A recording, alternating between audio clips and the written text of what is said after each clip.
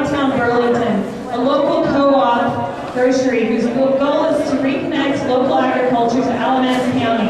In 2010, he'll be serving on the board of both the Alamance County Chamber of Commerce and the Burlington Downtown Corporation. He was born in Bradford, Virginia. When he was 3, he moved to Burlington, North Carolina, where he lived most of his life.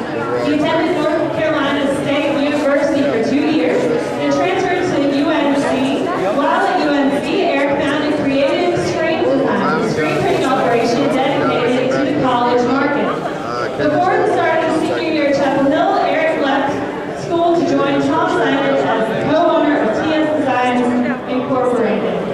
We proudly present to you our main speaker, one of 3, Mr. Eric Henry.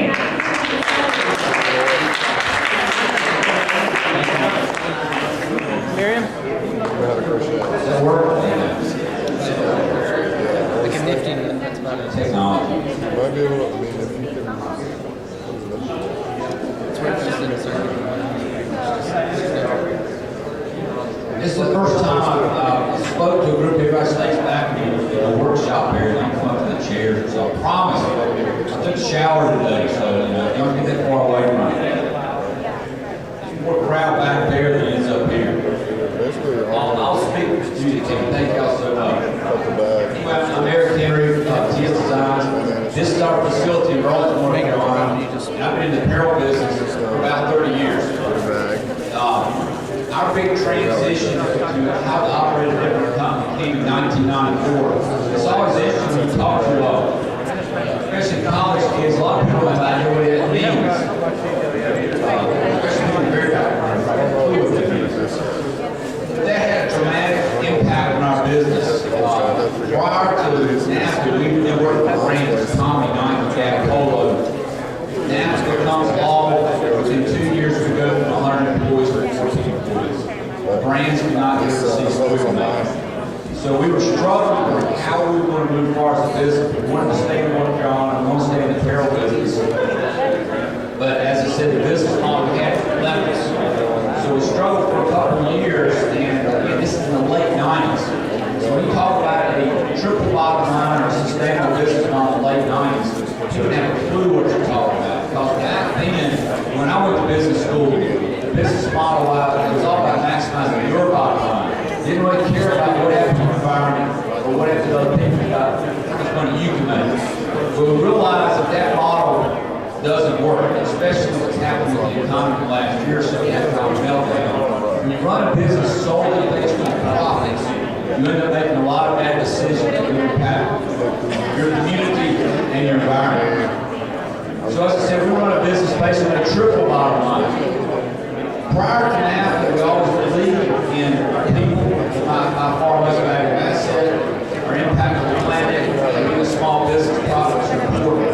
We didn't see that as a way to run a business. We thought there was some ideas we were doing. So changing our mission statement and bringing these things together, we believe creates a higher value company. That's how we run our company. Everything we do, every product we buy, every service we do, every source, has to ask the question, what's the impact to society, what's the impact on the environment, and what's the impact on our bottom line? So again, we've been doing this since the late 90s. So now when you come to business schools, and a lot of us that talk about sustainability, that's what started talking to incorporating things like that impact. They're looking at running the business beyond what the bottom line is. This is our product. Over 95% of our product is made in the U.S. 70% is made in North Carolina. So we developed a process. The t-shirt I have on today, all start with white and print and market dye. Those t-shirts that you have today, fill that plastic print on them. What you're filling is PVC flowers. Ours is completely water-based technology. We now have 3 brands of shirts that we do. Our main product, our flagship, is TSD Organics. Our second one is TSD Carolinas, which is what we describe as dirt to shirt at 750 miles. A t-shirt that's completely done in North Carolina. I'll talk about that a little later. And then also our TSD Recycle, which is 65% recyclable. Pop bottle, 35%. Everyone, if you don't mind just today, that would be great. Maybe you can fill in the seats. Thank you. Thank you for listening. You really listen to me. Anyway, this is our facility in Burlington, a 4.5 acre facility, 20,000 square foot building. And again, we've been on this journey. We look at sustainability as a journey, not a destination.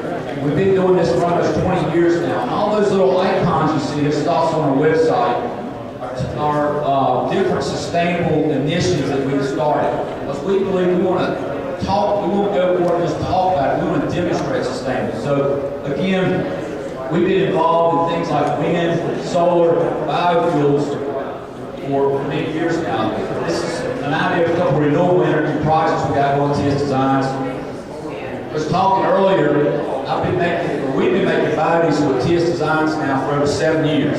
So the car that I got here today on was made with 100% locally made biodiesel. And I said I live in the South and fry a lot of food, so no shortage of feedstock there.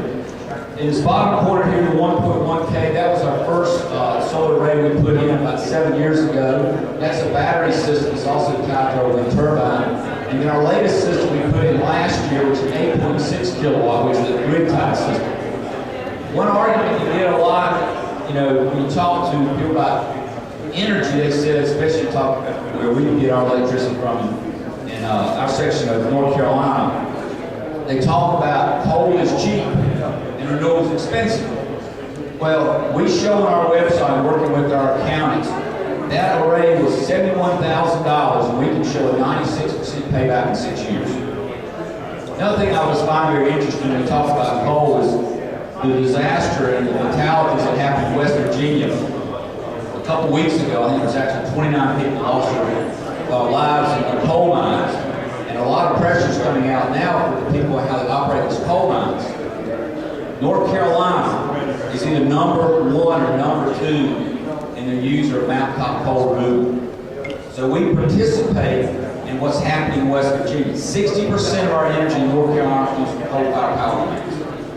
So, if we don't like that, look at ourselves. And that's one thing I talk about a lot when I go out, is that the challenge that we've got today is we've got where stuff came from. We think our clothes come from small, our gas comes from the gas station, and our food comes from the grocery store. And since we've got that dollar bill in our pocket, we make these decisions not knowing the outcome. And that's why we end up with things today like McDonald's Happy Meal at 99 cents and coal at $17 a ton. We're not measuring the complete impact of what's that having on our environment and society.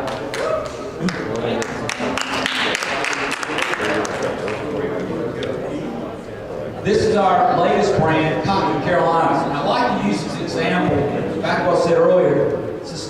We look at sustainability as a journey, not a destination.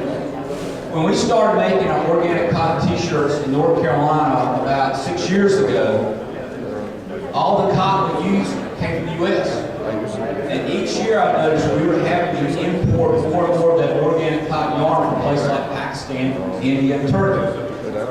North Carolina is the 4th largest grower of cotton in the country. 4th. We export 80% of it outside this country.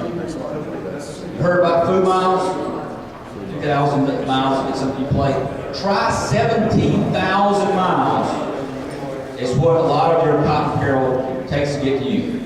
We grow the cotton in North Carolina, we gin the cotton in North Carolina, ship it all the way over to Asia, ship it all the way back. 17,000 miles.